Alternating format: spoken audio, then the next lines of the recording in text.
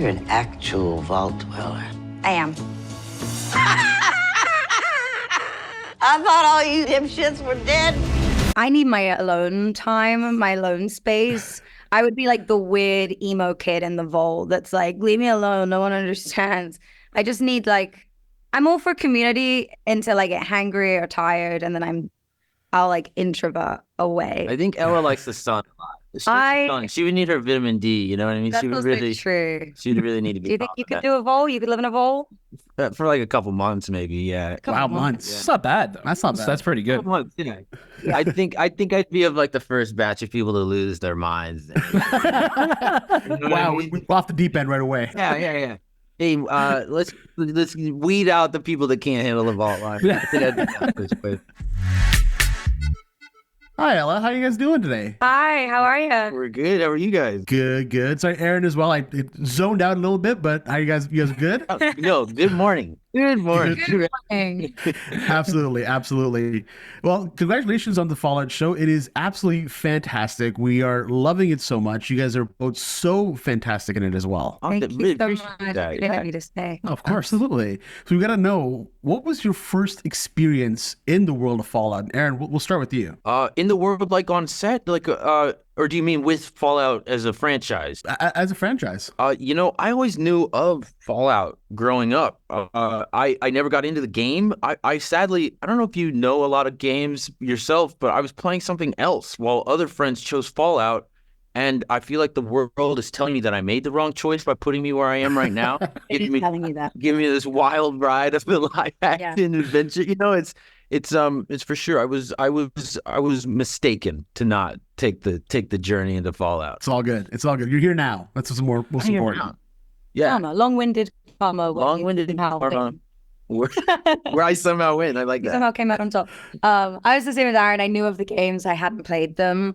My first experience was really a meeting with Jonah, Geneva, and Graham, and we met before they sent me the script. I guess they wanted to explain the tone and the character before I read anything. And I just loved the way they described Lucy. They described her as a mix of Leslie Knope and Ned Flanders, like someone who could star in a toothpaste commercial but could also kill you. And I thought that was insane, and I didn't really understand it until I read the script. Yeah, and that perfectly summed it up. Yeah, I think that perfectly does sum up Fallout, because so much of what the series is, you have to experience for yourself to really get it. And I'm curious for yourself, Ella, things get off, pretty crazy right away for Vault 33. What was it about Lucy's character that you really fell in love with her? And do you think you would do well living in the Vault life? It was really her can-do spirit that when faced with just insanity. I mean, you've seen the show. It's bonkers. Yeah. Faced with so much craziness, there's this kind of okie dokie attitude that she has towards everything. And yes, she's innocent and she's naive and she lacks world experience, shall we say. But she's also very resilient and tough. And I think that bravery comes out when she leaves the vault and throughout the rest of the season. And I think people will underestimate her, and I think she'll surprise people. And how about yourself? Do you think if you had to live in a vault, how well do you think you would do in that situation? Yeah. Me personally? Yeah. I get I need my alone time, my alone space. I would be the weird emo kid in the vault that's leave me alone, no one understands. I just need I'm all for community until I get hangry or tired, and then I'll introvert away. I think Ella likes the sun a lot. She would need her vitamin D, you know what I mean? That's true. She would really need to be. Do you think you could do a vault? You could live in a vault? For a couple months, maybe, yeah. Wow, months. Yeah. It's not bad, though. That's not bad. That's pretty good. Months, yeah. I think I'd be of the first batch of people to lose their minds. Wow, we're off the deep end right away. Yeah. Hey, let's weed out the people that can't handle the vault line. I think that's way. That's so good. You know, Aaron, the power armor in Fallout is so iconic, and it looks so damn good in the series.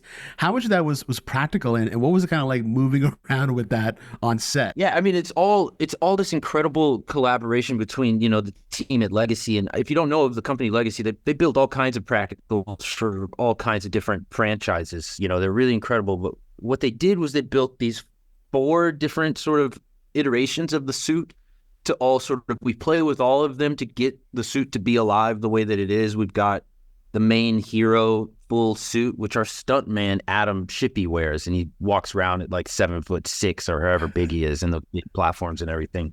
And then we have the clamshell version of it, which is like totally stationary, but it closes on people, you know, as we step into it.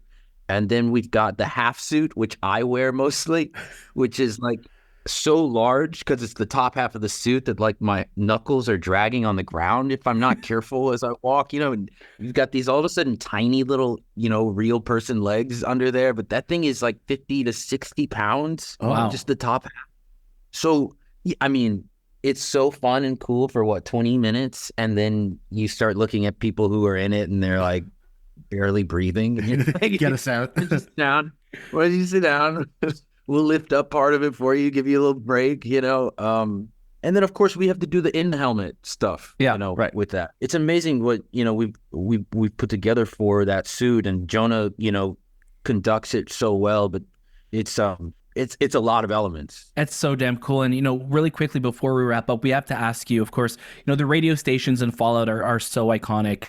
What music would you guys want to have with you in the Wasteland if you were set out into the world? What music do you need to have with you? I could maybe shoot for something like Andy Shaw. Something that's like got stories in it, you know?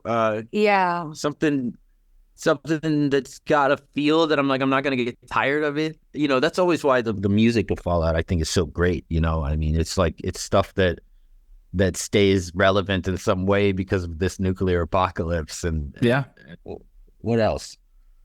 I would do Lenny Kravitz's greatest hits. Ooh. That's what Okay. You've got a nice variety. It was also like one of my first CDs I ever owned, and I can't remember, you know, all of the songs, but you got some good, like, tough songs in there. Yeah, you could do Wasteland stuff Yeah. to some of those Yeah. songs. Yeah. Yeah.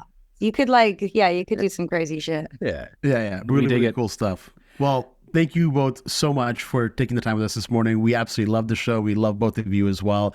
We're so glad that this show is finally coming out of the world, and can't wait for people to watch it. too, right? And we hope to talk to you very soon. Oh, Thank thank you you. so Thank you much. guys for sitting Great with us. to meet Yeah. you.